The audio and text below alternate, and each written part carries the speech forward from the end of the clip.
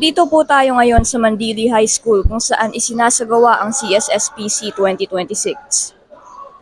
Ito ang bawat paaralan na sasabak sa CSSPC.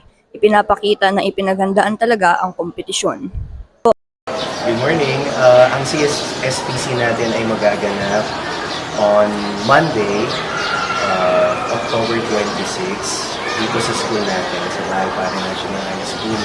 It will be participated by 21 schools in Cluster 5, Candaba and San Luis.